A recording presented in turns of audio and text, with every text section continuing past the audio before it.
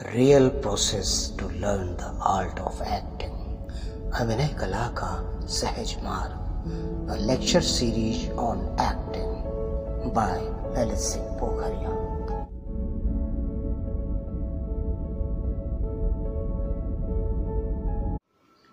नमस्कार। अभिनय कला के सहज मार्ग पर आज 30वें पड़ाव में आप सभी का हार्दिक स्वागत और अभिनंदन। हम अभिनय के सूक्ष्म उपकरणों की तैयारी की बात कर रहे थे, उनको अभिनयानुकूल बनाने की बात कर रहे थे, जिस पर मन रूपी उपकरण पर हम काफ़ी दिनों से बात कर रहे हैं। और उसमें मन में भी हमने अनुभूति परकता, कल्पनाशीलता पर विशेष ध्यान केंद्रित किया है। साथ में हमने संवेदनशीलता पर भी बात करी।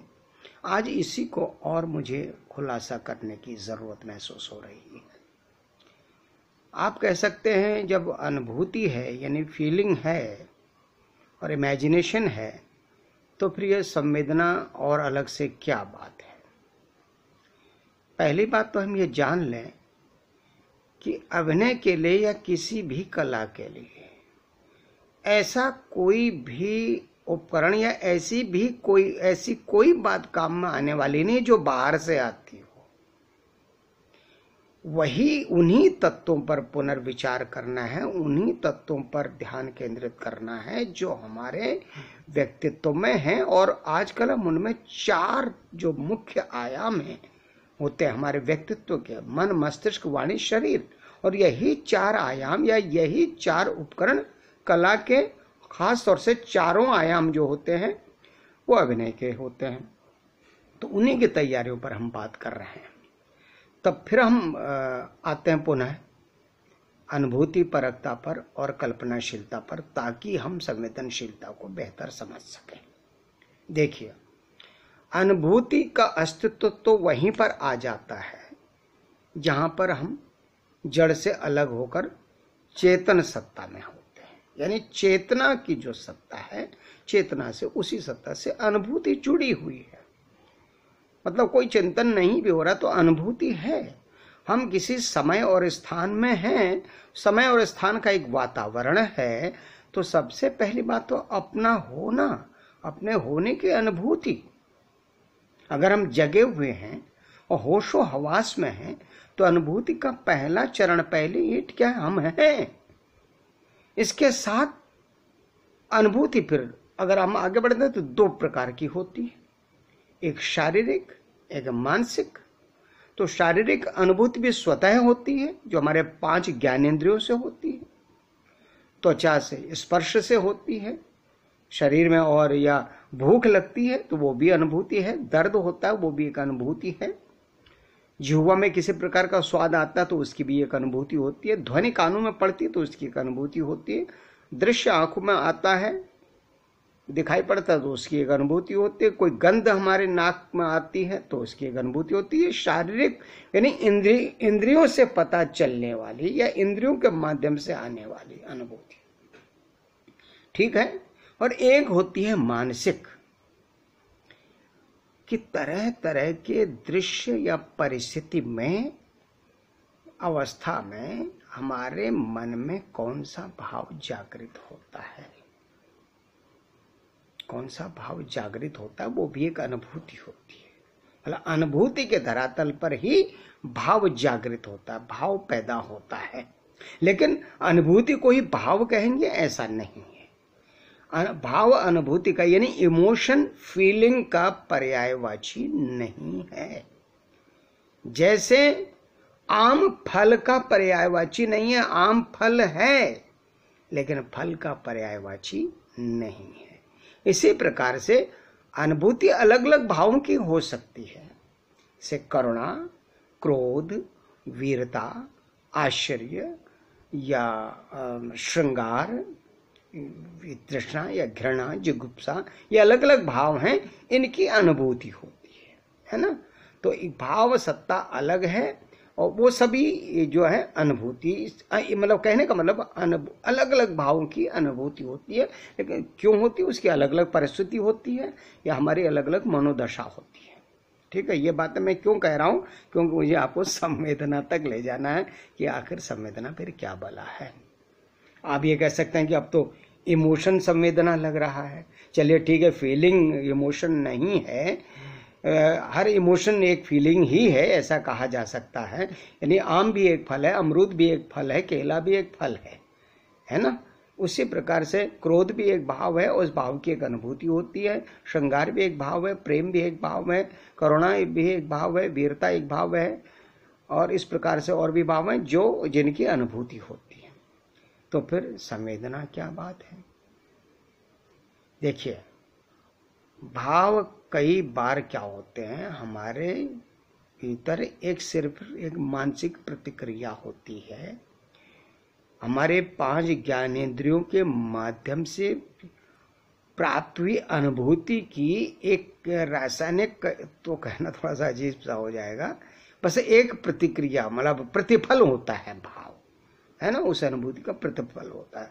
जैसे किसी ने मुझे गाली दी, मुझे गुस्सा आया, यानी वो मुझे बुरा फील हुआ, है नहीं, मुझे बुरा लगा, अनुभूति बुरी हुई, तो मुझे क्या हुआ, क्रोध उत्पन्न हुआ। क्रोध का भाव यानी प्रतिक्रियात्मक हो, क्रोध व्यक्त हो गया। ठीक, इसी प्रकार से अलग अलग प्रकार दूसरों से मिले अलग अलग व्यवहार या अलग अलग प्रकार की ध्वनि दृश्य देख कर हमारे मन में उसी के अनुसार, हाँ, उसमें हमारी मनोदशा भी काम करती है।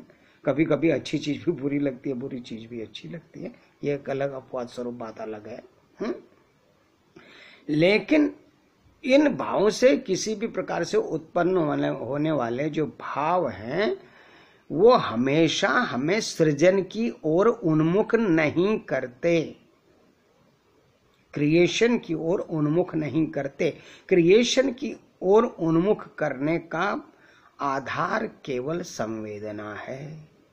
संवेदना का शाब्दिक अर्थ कल परसों हमने उस पर बात की थी, संवेदना यानी दूसरे के दुख को अपने जैसा दुख मानना, या वो भी एहसास होना, अपना ही जैसा एहसास हो जाना, जिसको हम सहानुभूति भी कह सकते हैं या करुणा कह सकते हैं, जो भी है।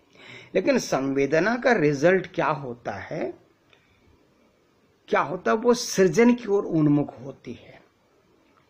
या अगर हम मान लिया हमारा काम सृजनात्मक नहीं है, हम कोई दूसरा काम कर रहे हैं, तब भी संवेदना हमारे भीतर क्या करती है, 3 रूपों में हमको उन्मुख करती है, भाव रूप में या विचार रूप में या कर्म रूप में। मान लिया कोई दुखी व्यक्ति मेरे पास आया और उसका दुख, अच्छा मुझे लग गया, मुझे पता चल गया भाई ये दुखी है, तो एक अनुभूति हुई, अच्छा इसको दुख है। लेकिन संवेदना, उसके दुख से मेरा दुखी तो होना ही, लेकिन उस दुखी होने से मैं या तो इमोशन के रूप में उसके दुख को हल्का करने की कोशिश करूं, या विचार के रूप में कुछ चिंतन करके भाई क्या हो सकता है, या कर्म के रूप में काम करके मेहनत करके उसके दुख को, जो कि मुझे अपना जैसा दुख लगा, उसमें हाथ बटाऊं। ठीक है, ये जीवन में संवेदना का प्रतिफल होता है, या प्रतिक्रिया होती है, या प्रभाव होता है, क्रियात्मक प्रभाव, या जिससे वो संवेदना क्या होती है, परिभाषित होती है, चरितार्थ होती है। लेकिन सृजन के क्षेत्र में ये संवेदना हमें कुछ रचने को प्रेरित करती है, अभिव्यक्त करने को प्रेरित करती है।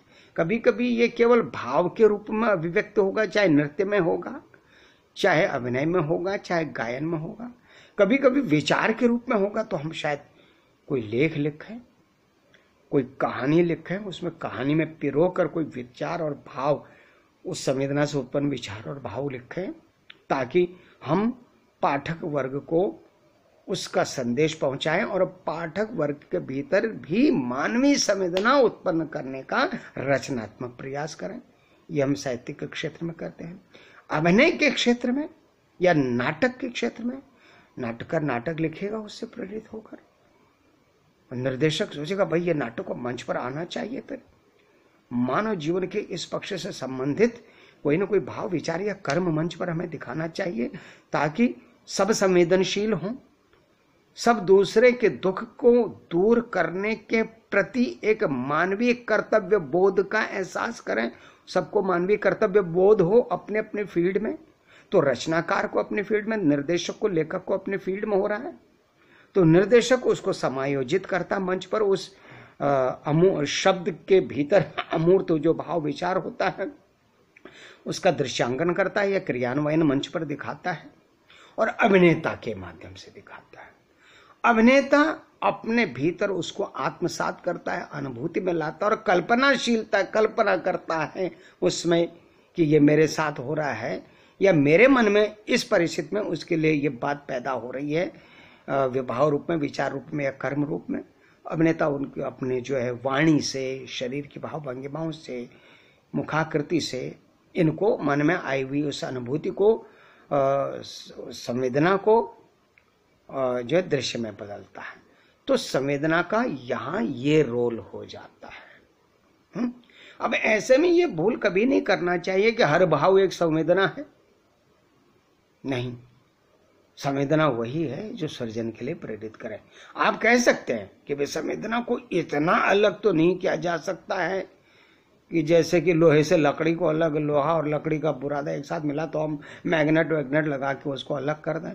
ऐसे अलग नहीं किया जा सकता, लेकिन दोनों की अलग अलग सत्ता है, दोनों का अलग अलग रिजल्ट है।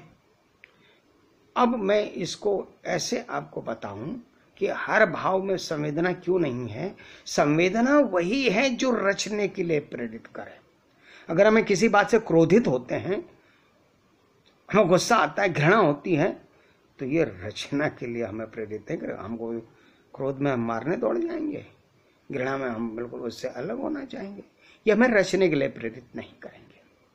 हाँ, मानव जीवन और परिस्थितियों से का अनुभव करके उसमें से जो हमारी संवेदना कुछ ऐसी चीज चुनती है कि जो दृश्य रूप में या नाटक रूप में, अभिनय के माध्यम से लोगों के समक्ष आए, तो उसमें 8 भाव हो सकते हैं, लेकिन संवेदना का लगाव होने के कारण हम उसको रचना में प्रवृत्त होंगे। तो जहां पर जैसे भाव की जरूरत होगी, जहां क्रोध की होगी वहां क्रोध का चित्रण करेंगे, जहां करुणा का होगा वहां करुणा का चित्रण करेंगे, जहां श्रृंगार की बात होगी वहां श्रृंगार का चित्रण करेंगे।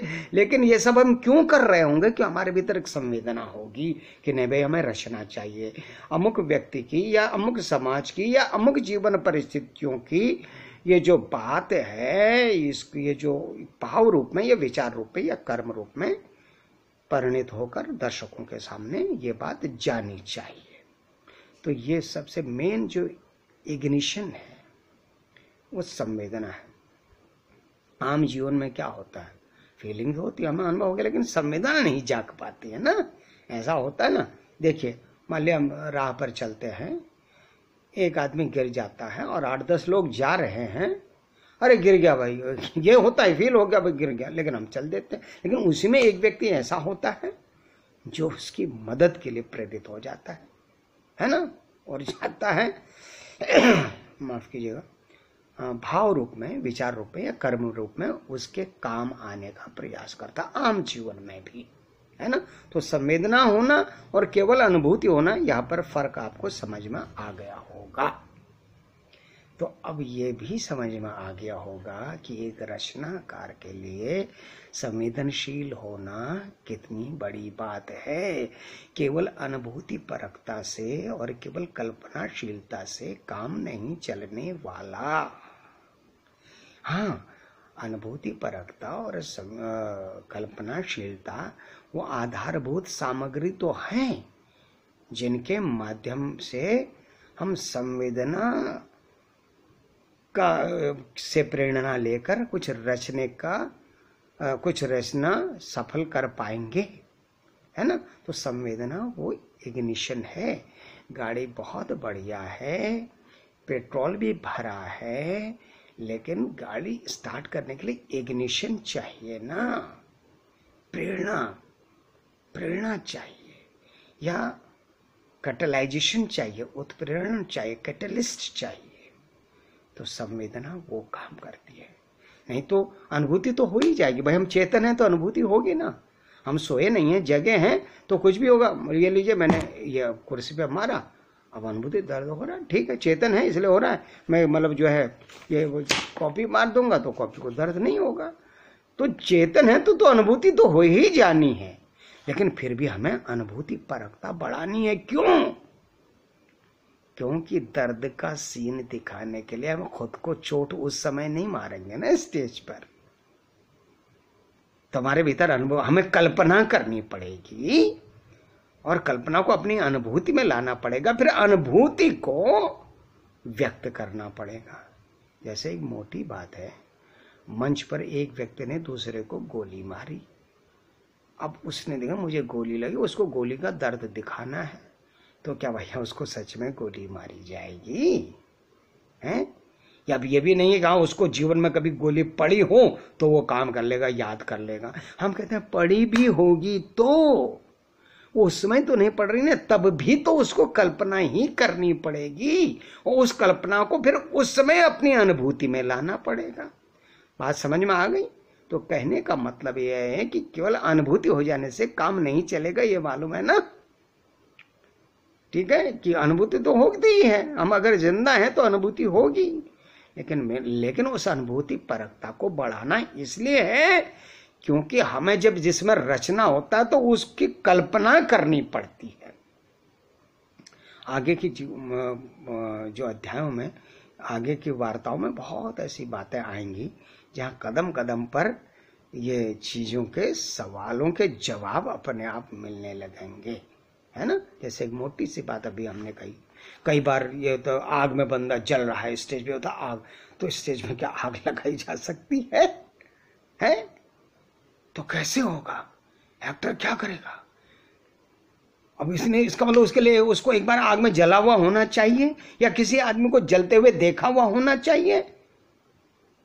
ऐसा होगा तो फायदा मिल सकता है उसको, लेकिन तब भी तो वो उस समय तो अनुभव नहीं हो रहा होगा, तब भी तो कल्पना ही करनी पड़ेगी। अपना भुक्त सत्य होने के बावजूद उसे कल्पना करनी पड़ेगी, लेकिन फिर भी अनुभूति का स्टॉक होना मदद करेगा। लेकिन हमारे भीतर हमारा निजी अनुभव न होते हुए भी, ज्ञानेंद्रियों से मिला हुआ अनुभव न होते हुए भी, कल्पना करके भी हमारे भीतर अनुभूति परकता का विकास होना चाहिए। ठीक है, तब रचना होती है। लेकिन बड़ी विडंबना है, आज के समाज से संवेदना एक तरीके से विलुप्त होती चली जा रही है। बिल्कुल। तो कला जगत में कहाँ से आए कि भैया कला जगत में भी तो आदमी वहीं से आता है, समाज से ही जाता है। जैसे नेता भी समाज से ही जाता है, पुलिस वाला भी समाज से ही जाता है ना? तो सब कुछ समाज से ही जाता है। लेकिन अगर अपनी जिम्मेदारी निभानी है कायदे से, तो समाज से जो भी विकृति मिल रही है, जो गलत स्वरूप मिला, उसको हटाना पड़ेगा हमें अपने काम के हिसाब से, अपने कर्तव्य के हिसाब से, अपने विधा के हिसाब से, अपनी योग्यताओं का विकास करना पड़ेगा, मूल्यों का विकास करना पड़ेगा, आदर्शों का विकास करना पड़ेगा, अन्यथा बेकार है। लेकिन परिस्थिति विकट है। हम रोजमर्रा के जीवन में देखें, हम भाई दूसरे के दर्द को अपना समझने की तो बात छोड़िए, दूसरे व्यक्ति को हम समुचित मानवीय प्रतिष्ठा ही नहीं देते। 3-4 दिन पहले मैंने जिक्र किया था, है ना? मैं देखता हूं मध्यम वर्ग में, ये गली मोहल्लों में महिलाएं जो बड़े दिन रात सवेरे शाम पूजा करती हैं या तुलसी पर जल चढ़ा रही हैं, दुनिया भर की बातें कर रही हैं, एक सब्जी वाला ठेले वाला गुजरता है, सुनो लौकी कैसे दिए? जाओ, लूट रहे हो क्या? चलो चलो चले जाओ। बताइए भाई साहब, क्या है वो सब्जी वाला ना हो गया कोई अपराधी हो गया?